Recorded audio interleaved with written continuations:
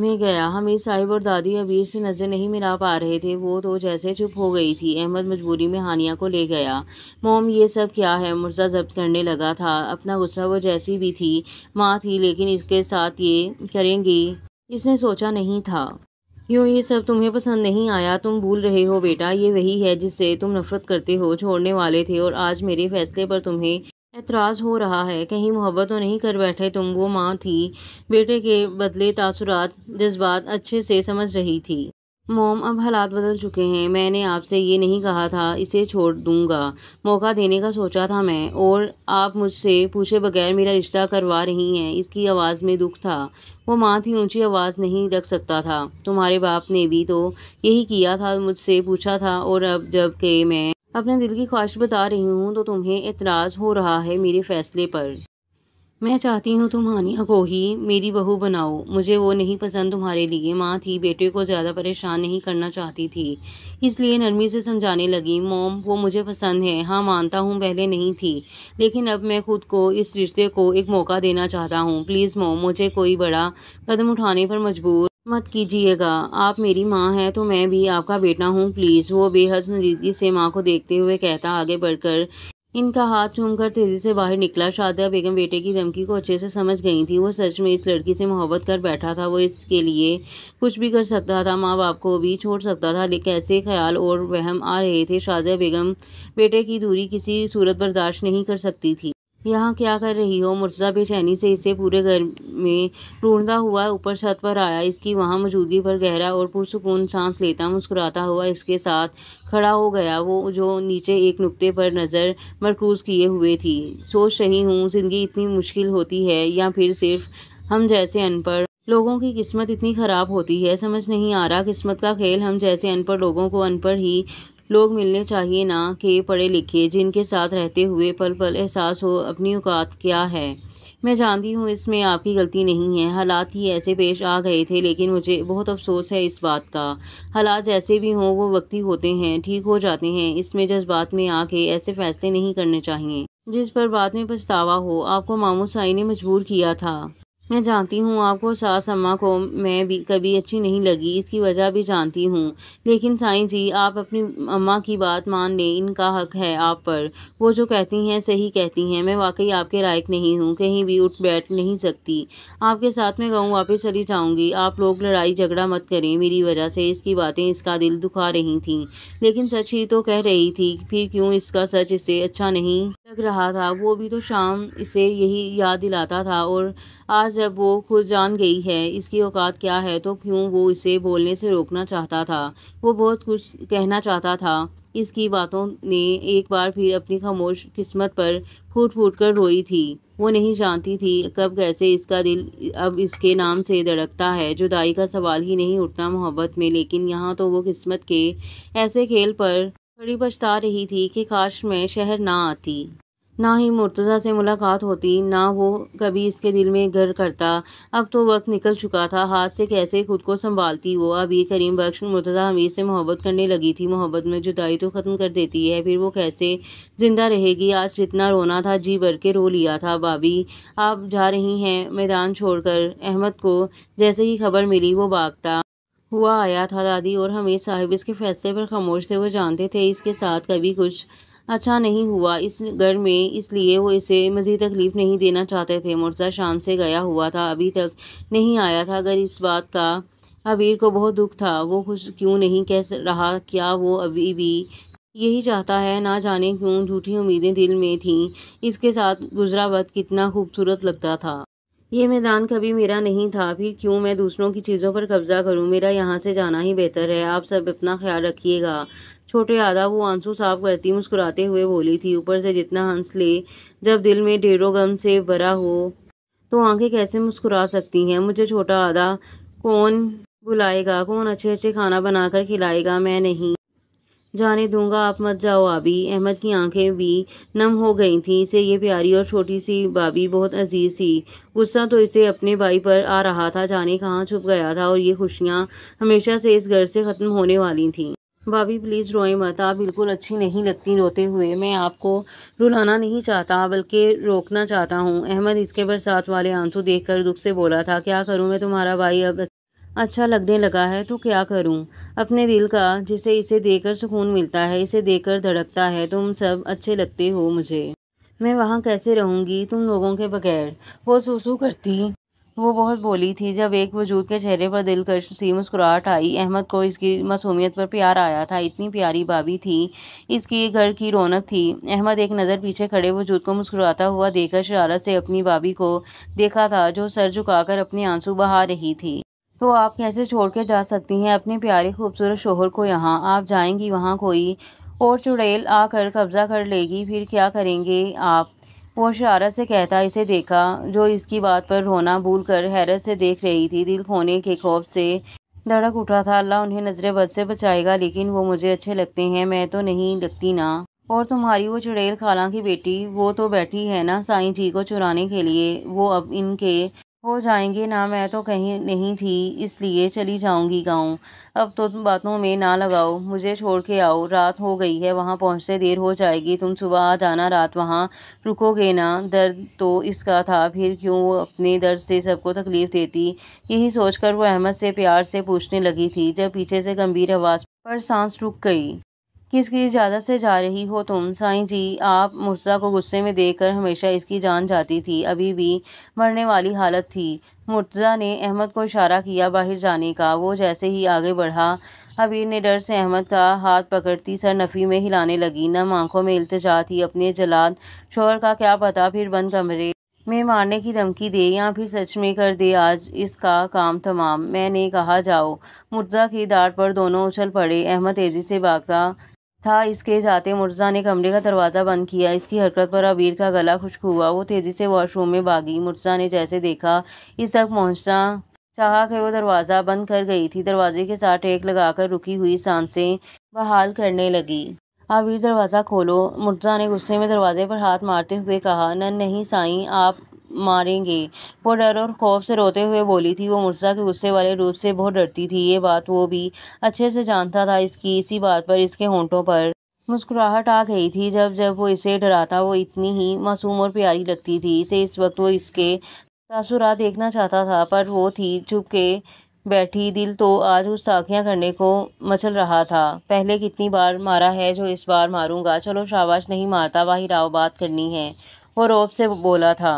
یہی سے بولے سن رہی ہوں، باہر نہیں آؤں گی، آپ کا کیا بھروسہ، مار دیں تو کسی کو پتہ بھی نہ چلے میری لاش کہاں گئی؟ نہ سائیں جی معاف کریں، باہر نہیں آؤں گی۔ وہ اس کا پہلے والا روپ یاد کرتی خوف زدہ ہو گئی تھی۔ اس وقت تو وہ جس غصے میں تھا اس کی لاش تک کا کسی کو پتہ نہ چلے، اور آج اس کا دل کیا واقعی اپنی دھمکی سچ کر دے۔ ایک تو صبح سے بے سکون گھوم رہا تھا اس کا، سوچ سوچ کر سر درد سے پھٹ رہا تھا، اس کی باتوں نے کتنا شرمندہ کیا تھا، اور یہاں وہ سامنے نہیں آ رہی تھی کہ بات ہو پائے۔ تم کھولتی ہو کہ میں توڑ دوں اب کی بار؟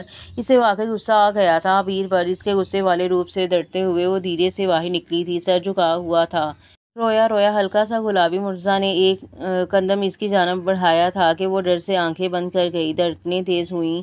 اس نے اس کا ہاتھ پکڑ کر صوفہ تک لا کر اسے بٹھایا۔ کچھ دیر کمرے میں معنی خیز خاموشی تھی، صرف دھڑکنوں کا رقص سنائی دے رہا تھا، ایک شدت سے خوف زدہ دھڑک رہا تھا تو دوسرا چاہت سے، محبت کے اظہار سے۔ تم مجھے چھوڑ کے سچ میں جانا چاہتی ہو؟ باری گمبھیر آواز پر اس کی دھڑکنوں نے مزید رفتار پکڑ لی۔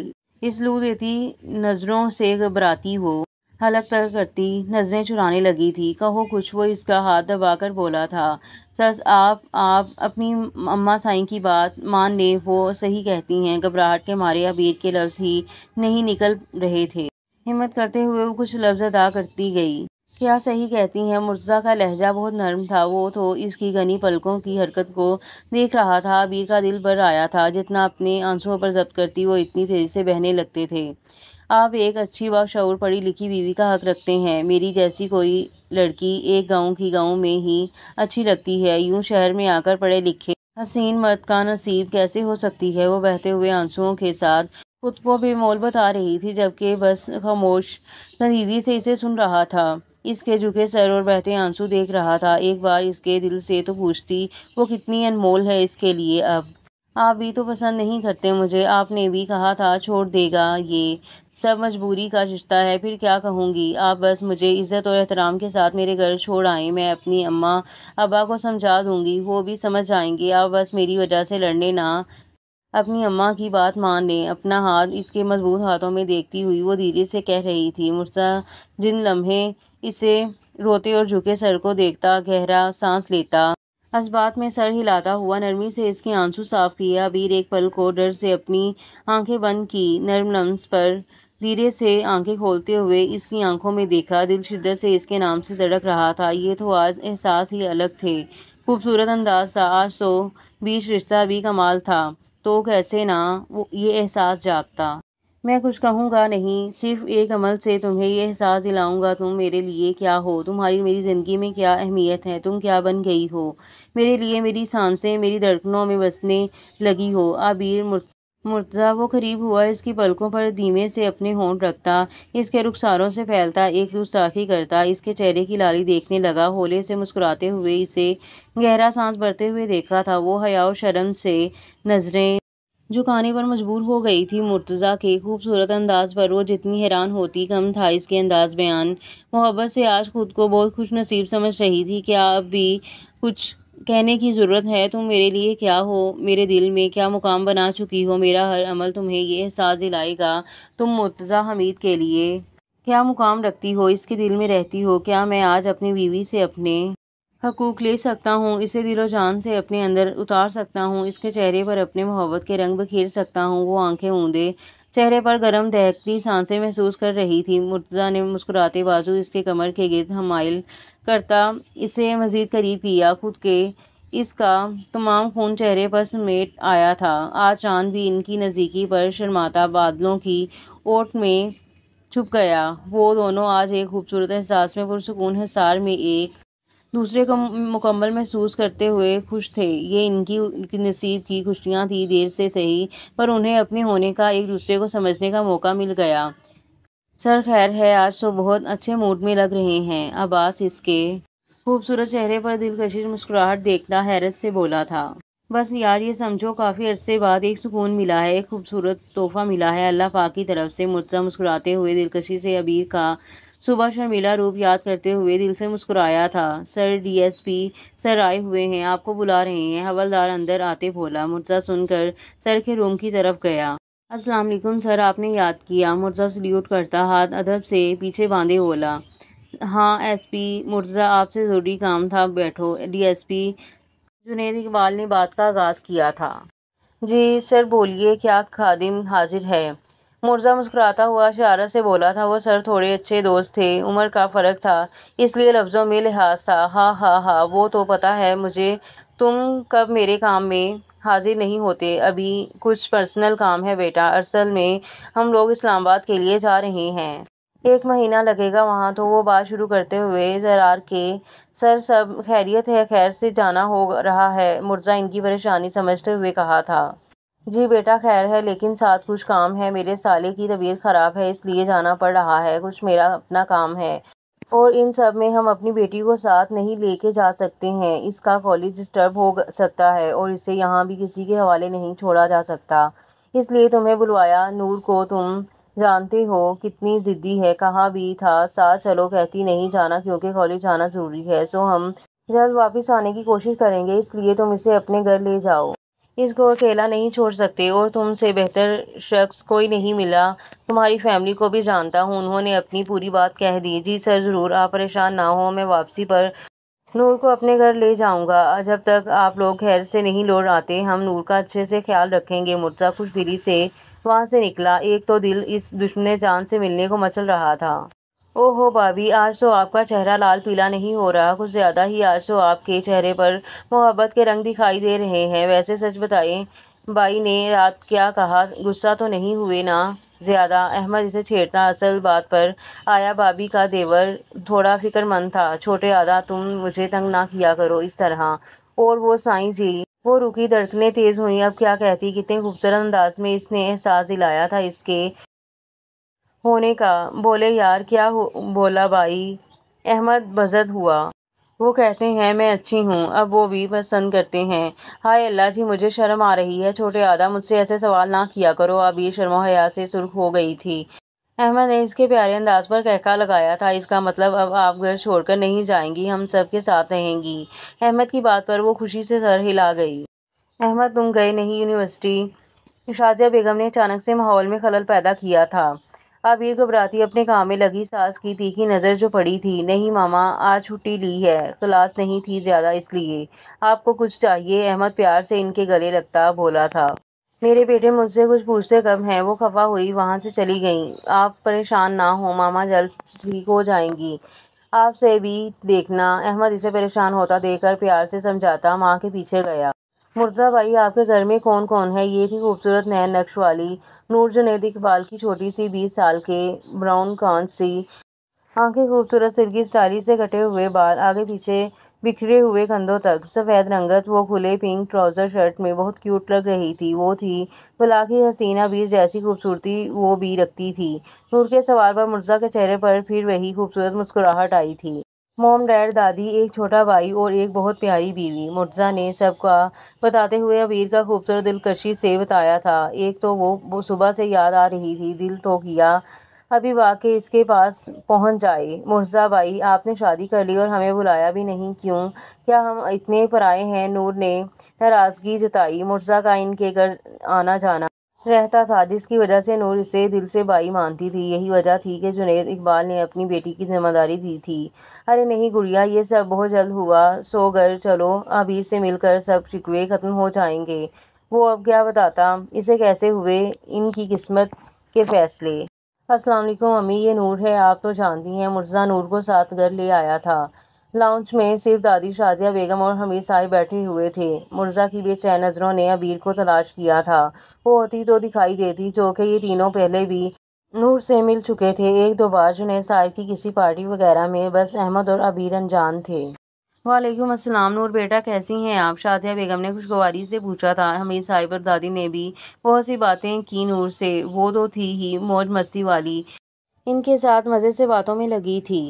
عبیر اور احمد کہاں ہیں؟ مرتضیٰ پوچھ بیٹھا تھا۔